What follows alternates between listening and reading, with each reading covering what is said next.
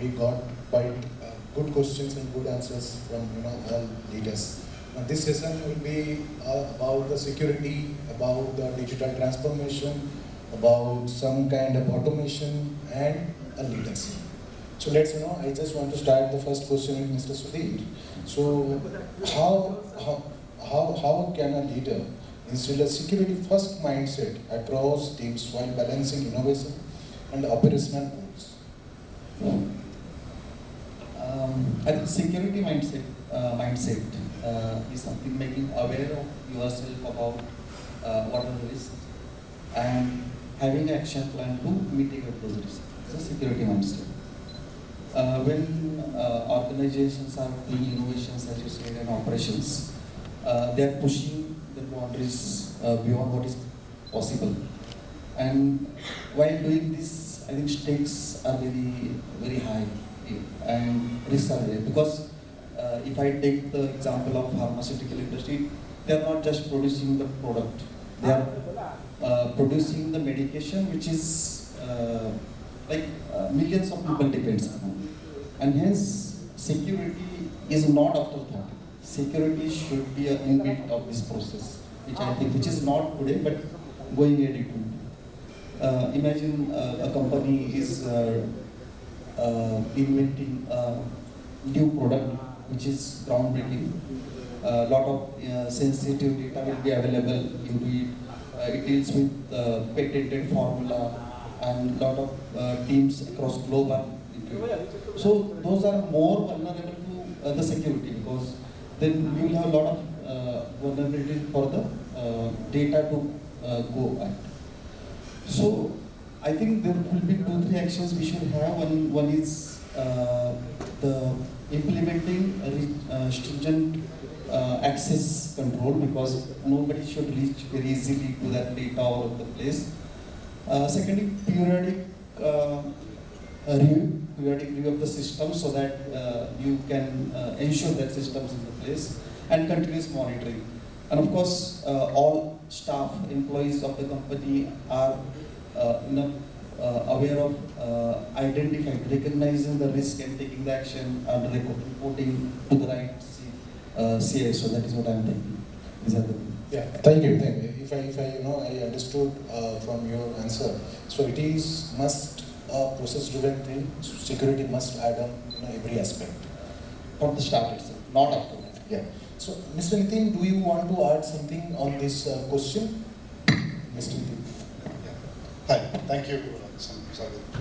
So just to add on to this, I think we need to build a risk-aware culture within the organization, right? With the technologies, innovation is happening at a very rapid pace today across all functions. The organization culture must have the security-first mindset, a risk-aware culture.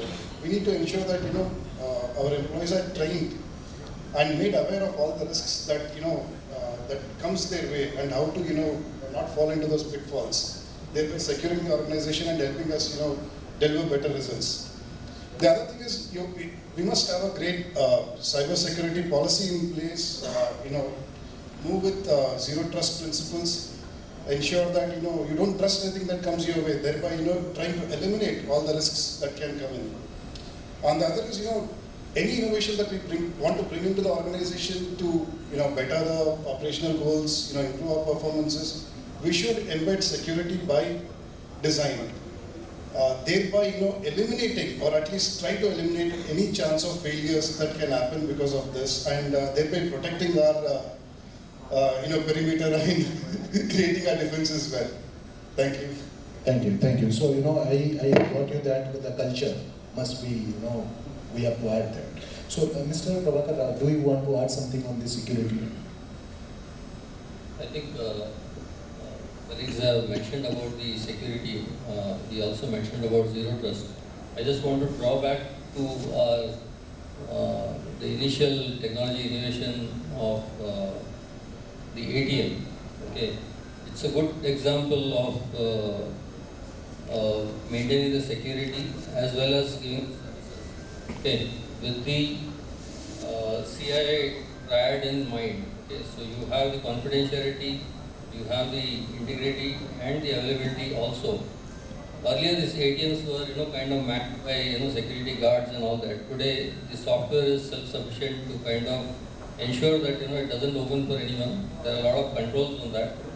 And, I think the software, as you mentioned, security by design, that has been taken care of with that. Of course, there are some few cases of, people trying to break a ATM and all that, but it's not so easy. Okay. Generally, I think, by and large, I think, it is 99.9%, ensuring that the security framework is maintained. So, just want to draw back to the old concept of the old and the very relevant concept of CIA, that is confidentiality, integrity and availability, is well taken care in that example, and that is something that we can actually imbibe into our applications also. How the application can take care of the security, how it can ensure that the service is available, and while maintaining the confidentiality. So I thought that's my point. Further to add this, I think today I don't think so we should forget the fact that the security is as strong as the weakest link in the chain. So I think that is something that we have to draw our attention on that, and we have to focus on that weakest link. Normally it is said that is the human is the weakest link. So the awareness has to be improved, and while we bring in all the technologies for zero, the individual's awareness is very important, and I think that goes a long way in trying to protect the security of any application or any system for that matter. So, we understood that process, culture and integrity. So that lead us, in our security journey. Those are the key roles, key things to making us our lives smooth. Just to add to that, because whenever we are introducing any new application or new solution inside, I think having a thorough view before implementing, and maybe from the network point of view and CIS point of view, so that proper review should happen before bringing the solution. It should not happen that we have implemented some solution and then we are going back, which is reaching the review. Maker and checker must be in place to having onboard any solution. Thank you, thank you. So after this, I'm moving to the second question. It is to Mr. Nitin. What are the key strategy can help leaders successfully navigate the shift from digital challenges to enterprise-wide transformation? Thank you, Sagar. I think one of the key challenges is the change must come from the top. If the top management does not believe in the change, you cannot make it enterprise-wide, right? I think that is the key. Second is chasing new innovation trends, usually leads to failure. Do you have a clear use case, a problem well defined that you want to solve for? That would, help in bringing about enterprise-wide adoption of the new technology that you want to bring in. And thirdly is to build a digital mindset within the organization. Like I said, people like to work in silos. I like my way of reporting. I like to do it this way, or I want to model the data in the way I want to. Bringing uniformity in that is a challenge, right? So build a digital mindset among the employees, and that will help them understand and appreciate how automation can, help them in their work and help them do better work. Thank you. Thank you. So Samar, do you want to add on this? You want to say something? So it is about the key strategy can help leaders successfully to navigate the shift from the digital challenges to enterprise-wide transformation. Okay, thank you for asking that. What are the key strategies of a leader to assess and to implement a new project is coming to transform the capabilities to the digital transformation? The leader should have his vision and how the project it can be added a value addition to the organization, and it gives the skill and competence of the new technology and meet the compliances part of that.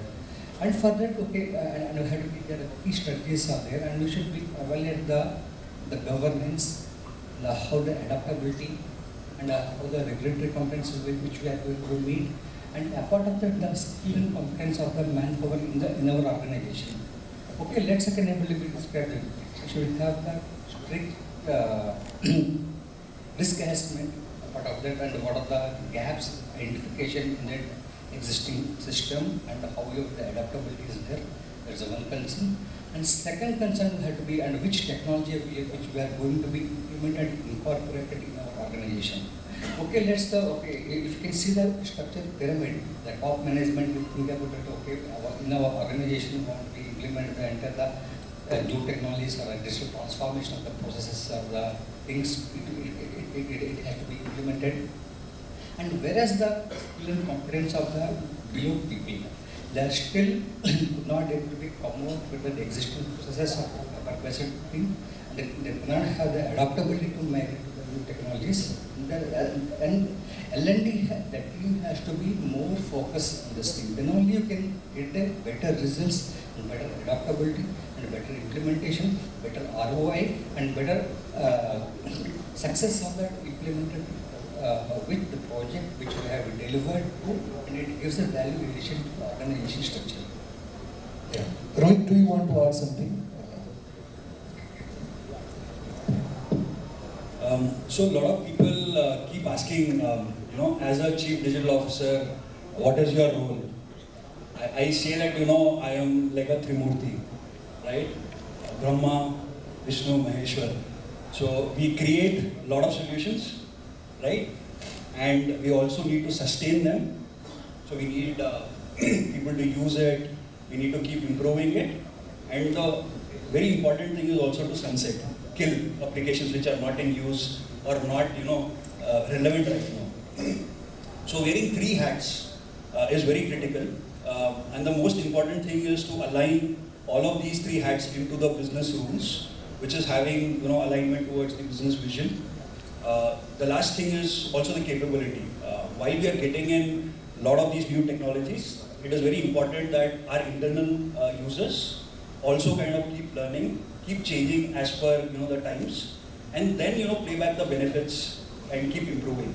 So this is, in a nutshell, this is what I say that this is the transformation that at least I am working on in my organization, and this is I think it's been successful.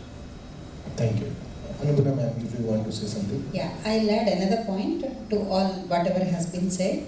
Ma'am, before that, we are actually 13 minutes into the conversation, and we have not used the word AI, which is the most used word. So I think we should congratulate the entire panel for not using AI. So when we convert or transform any digital initiative into an enterprise-wide initiative, the major thing we need to consider is across the network, all the process may not be alike. Out of sight, out of mind kind of thing, and out of sight, out of process. The process, many times we find that the remote areas where head office control is not much, then they are not following the same process. So to our astonishment, there may be many processes which are different. So understanding those process cleaning and learning, unlearning, all these things by all the employees of the remote areas and bringing all to the same process chain is very much important before we implement enterprise applications. That is what my experience in implementing many projects. Fantastic. So what we understood that for any approach, top to bottom approach is must be there, and a digital change is to adapt anything. The change must be there. You have to check which is being used or which is not being used. You have to thought that, you have to look at that, and you have to take a decision strategically. Thank you. I am moving ahead for another question. It is to Mr. Rohit. How can a business seamlessly integrate physical and digital touch points to create a meaningful and consistent customer experience? Okay, so before I start, I would also want to explain, my company, the company that I work with. We are Prism Johnson. We are a building materials company. And basically this stage has all pharma companies, so slightly different that me and ma'am are from different industry, but we produce cement, tiles, sanitary ware, ready-mix concrete, so there's a lot of services that we offer. And the first and the most important thing that every leader talks about is customer, right? So we put customer in the front. Right now the customers, he's just not our customer, but he's a customer for Zepto, he's a customer for Shopperstock, so he has many experiences. Earlier, maybe 20 years back, dealer or the channel was the most important thing, but the entire narration has changed that we want to put customer in the front, so the end consumer basically. So when we start thinking, we're not just thinking as a building materials company, but we're also thinking like an e-commerce company or a quick commerce company. So whatever is the latest trends, right? We're thinking from that angle that we want to have a same experience. It should be as easy as shopping on Zepto, for example. Even if he's doing tiles or he's buying some sanitary ware. So for that we need backend systems. So very important is your foundation elements have to be there in place. We'll have to have a very unified data. We will also have to start digitizing touch points where there is no data available, right? So having physical stores, but also having like a augmented reality solutions there, where the customer can have better experiences. And also having a CRM system, for example, as basic as having a CRM system in place, where the touch points from various, he can go to a website, he can go to a social media, we can get a lot of these data. We cleanse that data, put it onto our data lake, do analytics on top of it, and understand the customer's pattern. So having a value stream map of how the customer is, what he likes, what he doesn't like, what are the price points, how to nudge him, how to push him. So we'll have to have the strategy for everything. And ultimately, we have to provide an omni-channel experience for the customer. If he's going to a dealer, he should still get the same experience, or he's coming to our on-site, online, he should still get the same experience. And ultimately capture the feedback, keep improving, close the loop. This is what we're working towards. Thank you. So, it's a customer is king. Customer is always the king. So, Mr. Sudhir, do you want to add something on this context? Yeah. So for Rohit, customer is customer, like front-end customer. But when we are working in the manufacturing plant as a digital, we are a service provider, and for us, the customer is business. Right? So imagine business head is saying that I have actually declared that I have avoided 100 crores of the cost because of now I can visualize what is my equipment utilization real time. Okay? Like now when there is a ask for more production or more requirement for the market, or some expansion happens, some new market has come. So people will take up role of expansion of the existing facility, adding new machines. And when they are going, so because of this, two things. One is this physical system, machine is there, and you have system implemented for the production, manufacturing, and getting the data from all sorts, scannings, starts, ends, everything. So you are now able to see what is the real time OE today, last day, last week, last month, or last year. So when such scenario comes where person is going for business unit head that I want one additional machine so that I can deliver another 50 million, 100 million, he opens the dashboard and see that your machine is now giving only 50% OE, overall equipment efficiency. Can you increase to 60% so that I don't have to bring the new machine? And that's how he challenged the people beyond the capabilities and make sure that things are invested. So this is one of the good example where digital touchpoint and physical machines you are enabling for a good customer experience.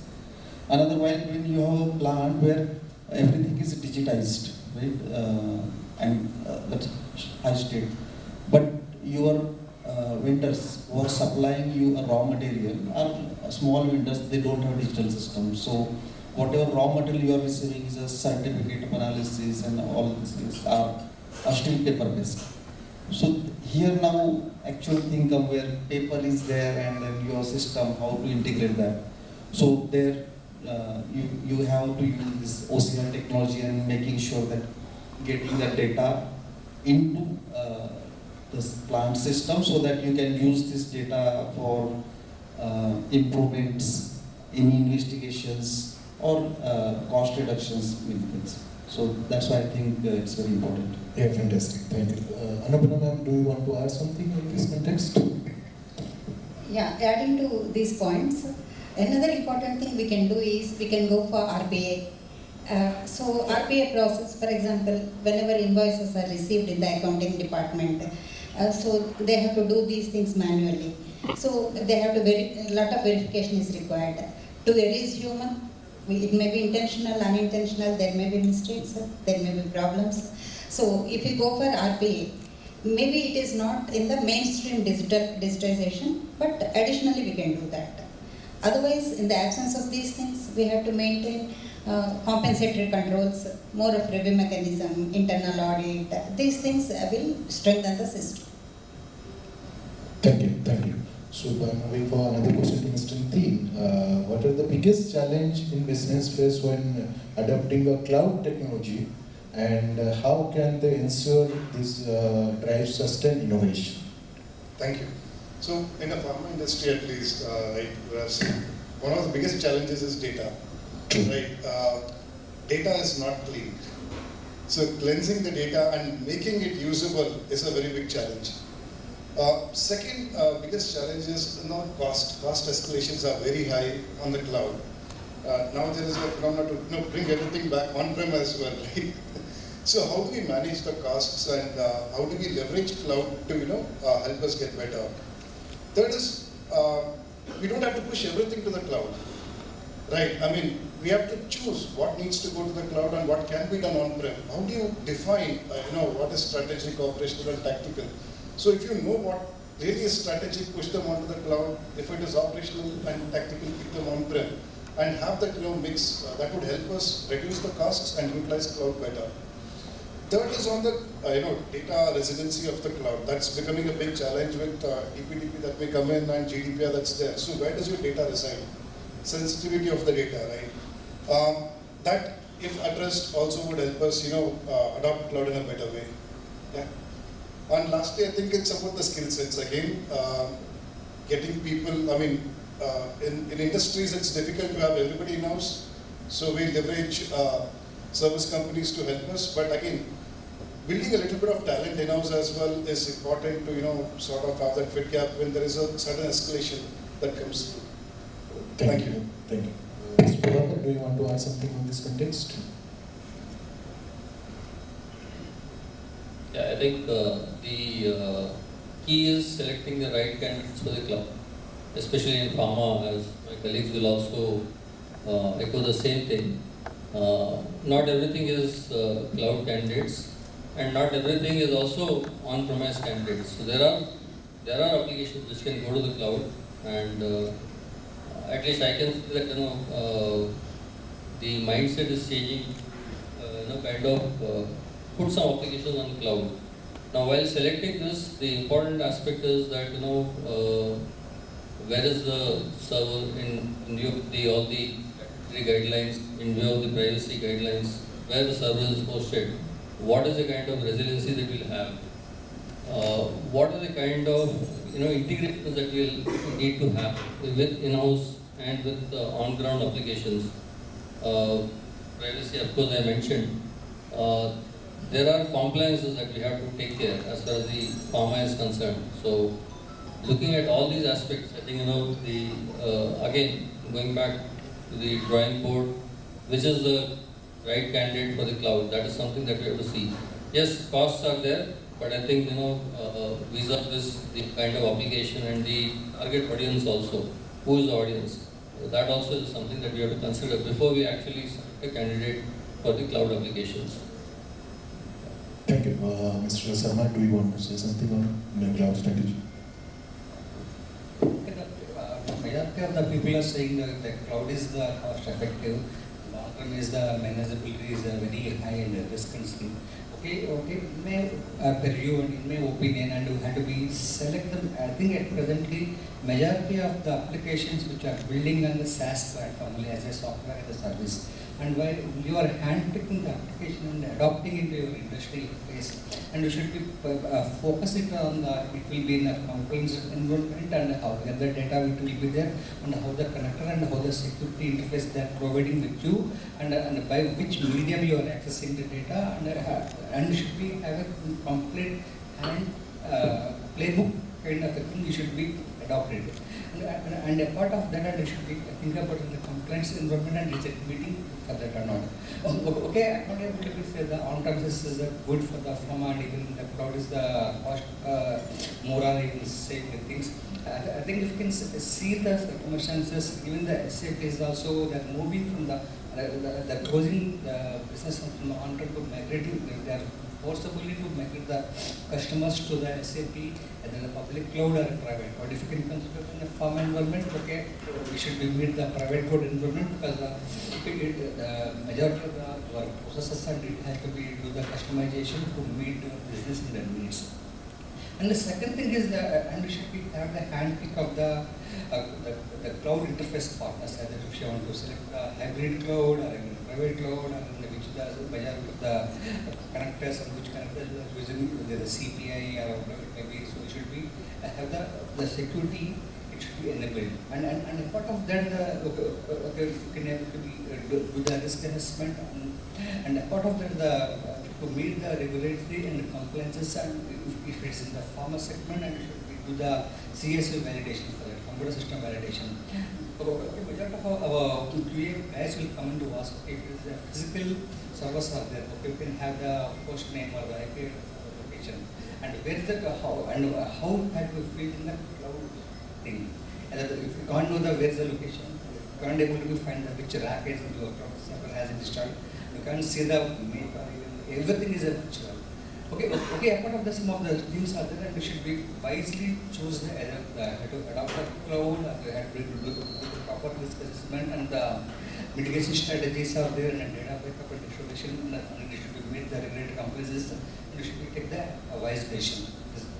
Thank you. Thank you, Mr. Soman. So, finally AI is there, Mr. Rohit. So, the question to you, what practical steps can a leader take to address the challenges of AI integration while fostering a culture of experimentation and creativity? I think you have taken my joke very seriously. No. Anyways, AI is the most used word. It is also the most abused word. While it's just a 2.5-year-old baby, it's still growing. A lot of technologies take years to mature, and since AI looks very promising, there's potentially a lot of benefits. I think everybody is jumping onto the bandwagon, but at least from our side, from the Johnson side, I would say that any technology that we are looking at, it can be blockchain, it can be AI, it can be Industry 4.0. One thing remains common is the foundation, right? Unless and until whatever my colleagues have told, the foundation elements are having clean data, having a good cloud and also a data strategy, having sustainability in terms of solutions, and also the most important thing is understanding the business problems. So keeping all of this together, that is how you can build your AI strategy. And for us, AI is going to bring twin velocity, that's what we're calling it. It is going to bring more efficiency. It is going to be the double engine Sarkar, if I can call. So we're going to use AI for bringing in efficiency. We're going to use it for bringing in speed. And also, new aspirations. So I can just give you an example. Generally, if you're building your home and you want to see which style is basically suitable for your prospective rooms, you will have to kind of go to showrooms, take pictures, and try to understand. But using generative AI, you can create tools where you just upload your images. It will suggest you what is best suitable to your fabric, your paint, the size of the room, the theme of your home. So there are endless possibilities. While the use cases looks promising, like I said, we are working on building the foundation, making it correct, and at the same time looking at use cases like this where the value can be driven clearly. Start off small and then keep increasing, growing, and then horizontally deploy such solutions. So having that kind of a thing. And also to build LLM models. I mean, the big challenges on the cybersecurity side. So you do not want to expose your data outside the company. So you would want to take the LLM models and try to fine tune it according to your use cases, and then build those solutions on top of it. So there's a lot of solutions now available. DeepSeek is there. So it is basically most of us are still trying to figure that out. while the entire energy is towards how do we utilize it quickly, try to bring it, but again the foundation is the most important thing. And the exciting thing that is happening is the agentic AI. While the generative AI, a lot of us keep using ChatGPT and DeepSeek now, but the agentic AI is going to take a big change. And as per my assumption, the IT team would become the most important team in the organization if the agentic AI comes. And let me just give you all an example. Let's assume that we built a HR, agentic bot, right? So today, whatever HR does, if there is a role that is open, they go source the profile, they speak to the candidate, they schedule an interview. Once the interview is through, they negotiate, send an offer letter, they onboard the employees, and then the cycle is kind of ended, right? So this entire thing, an agentic AI can do it. So just imagine that the agent himself is basically searching for profiles, shortlisting, screening, asking the questions also. So recently I was in T-Hub, I met a startup where they have a bot which basically asks questions just like us. So depending on what kind of a job it is, it will kind of tailor the questions. It will also analyze the answers, and it will give you a score, and it will tell whether we have to hire or not hire. So it is going to that level. So just imagine that each role in the organization would be challenged. There will be such kind of agents that will come. They'll do better work than the employees. But we'll have to look at where the investments have to be. It has to be in areas where the problems are more, and also the solutioning can be quicker. And exciting times. I mean, what we're going through is very fast. The changes are happening quickly. And we'll also have to bring the capabilities internally as well to make the change happen. Thank you. So, just to ask one thing, do this AI is going to drive us, or we are going to drive AI? It will always be human driving AI. I mean, that's unless it is a robo movie, it's not going to happen. So it's how well we use AI to our efficiency. People who use will keep kind of moving faster. People who don't adopt it will be the laggards. They'll stay back. Fantastic. Thank you. Thank you, Rohit. So, the question to Mr. Prabhakar Rao is, in an era of constant technological advancement, how can a governance policies to be designed to enable innovation without compromising compliance?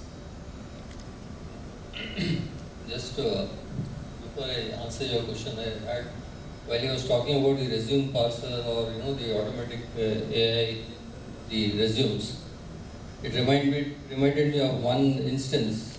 I was using a resume parser for the resumes, and I got a profile which was relatively kind of a 10 years experience kind of person, and the AI tool gave me the complete summary of the resume. It could not tell me whether the candidate is, it was gent, it could not tell me whether the candidate is married or unmarried. Okay, so it will give the data, it will give the insights based on what data is provided. There are still some areas where it will be gray areas where I would say that the natural intelligence would score over the artificial intelligence. Okay, and that's, in fact, there's no point, there was a gap in his career also, which it could not find out actually. And, I could actually kind of see that, so of course, these are all kind of in the process of evolution, but nevertheless, I think that's where the human intelligence also has to play a part on this. So we can't leave it alone to AI, and he rightly said the IT teams will have a big role to play in this. Coming to the question in terms of governance and compliance and vis-a-vis the innovation, right? So I think innovation works best when it is given a free hand. Okay, and more often than not, we start thinking, if we put the framework around, and then innovation can get scattered. Okay, so in this area where you want innovation and compliance and governance to go ahead, I think typically what happens is, we do the innovation and then we hit the roadblocks on the governance or the compliance or the statutory guidelines, etc. But I think what has to be done is, the compliance and the governance teams have to be involved right from the beginning itself, so that the kind of the framework that is there, the innovation can also happen in that kind of a framework. So I think it has to go hand in hand rather than a subordinate function. It has to be kind of neither a superordinate function nor a subordinate function, but it has to be kind of gel together. And that's how most of the innovations have happened, successful innovations that have happened. That they have taken the governance also into place, and then they could actually kind of put the product in the market in the right direction. Okay. True. Anupama ma'am, do you want to add something on this governance part? So, yeah, I think innovation and operations, you mean to say? Compliance. Compliance. So, as I agree with the Prabhakar sir, it should be from the beginning. As and when we define the ideation point onwards, we have to understand what are the compliance requirements, and we have to include them along with the other requirements, and as monitoring takes place at every stage, right, when the innovation project is on. So every time we have to measure that and monitor that. Great. So Rohit, how do you take this thing, in a compliance part and in governance part? So we have dedicated teams, and also it's a cultural thing. It's just not like you can keep as many tools as possible and hope, like Sir has already told, that there is human intelligence quotient, which is very important. So one is cultural change. So we'll have to have people who understand the seriousness of the data, how many of tools, whatever points you want to endpoints you want to kind of secure. It's very important that people are aware. Second thing is, as a company, we have a data governance team. So we keep looking at pointers where it can be improved further, and also to look at any leakages possible. Third thing is have an outside-in perspective. So as a listed company, we have regular audits, and we keep having discussions with them in terms of how we can improve further. So there will be some minor projects that we take up to improve it. But overall culture, people, and also having the right tools with also outside-in perspective sometimes helps, because they look at it slightly differently to what you look at the processes. Yes, thank you, Rohit. So my next question is to Mr. Sudhir. How can a leader ensure agility and collaboration in a world where physical and digital operation coexist, especially when building global teams? Do we really need now? Because COVID-19 has taught us you don't have to be really present to be more productive, correct? So now in a world where we can connect in a digital systems remotely, understand, unless you are a part of value contributor. Value contributor means someone who is touching the product. Can be operator or can be a QC analyst. All value enabler, all other people who are user, manager, everyone, are like physically not required to be on physical. So I think when these things, people are coming together on a remote desktop application, they ideally don't have to be together physically and signing up to some document. Lot of things now have been changed where you can sign the different documents with encryption in GXP environment, a good documentation practice environment.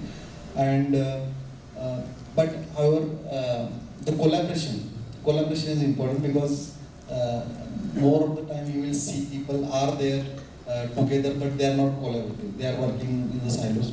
So it's leader responsibility to make sure that people are in the collaboration by like ice breaking, or having the casual discussion, coming onto the videos, and making sure the people are not under any mental condition, not under pressure, and can express their views effectively.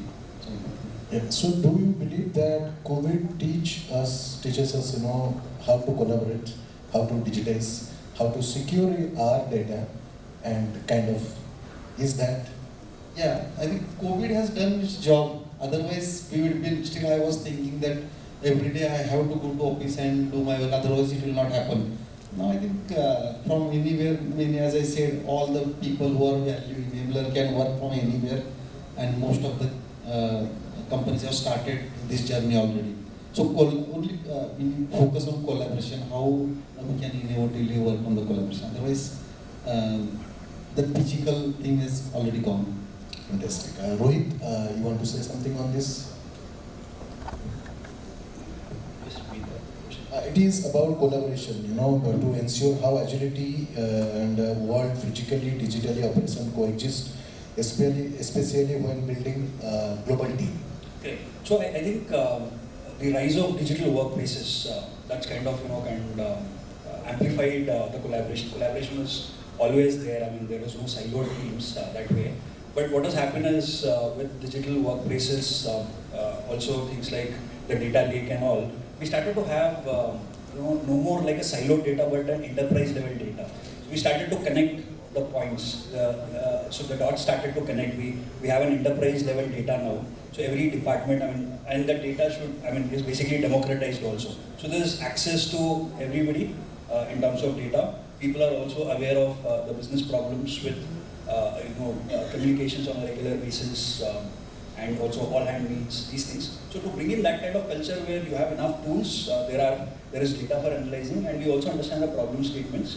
That's the best way to build an ecosystem where ideas are kind of exchanged and nurtured and further kind of implemented and taken benefits of. So that's the best possible way of where innovation can kind of move forward. Thank you. Mr. Prabhakar Rao, do you want to add on this?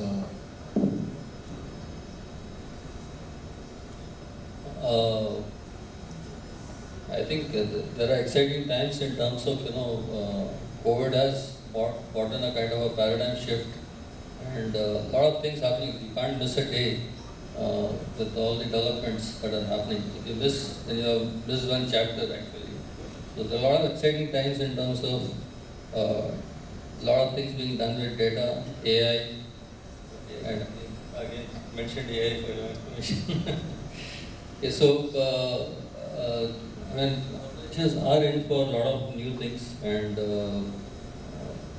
definitely a lot of new technologies are there.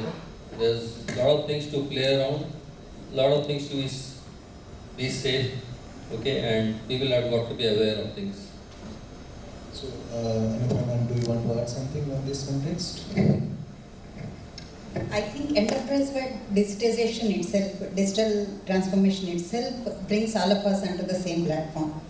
And after COVID, it has really increased, and people are along with us. Rather than IT teams taking the ownership, now everyone knows the requirement. Fantastic, fantastic. True. Nitin, do you want to add something on this context? Regarding this, you want to add something on this collaboration? I think we've covered it. Thank you. Thank you. So we're done with all our questions. So anyone want to ask from the? Yeah. Who has any questions?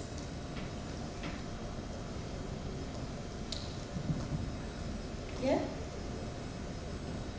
Nobody? Yes.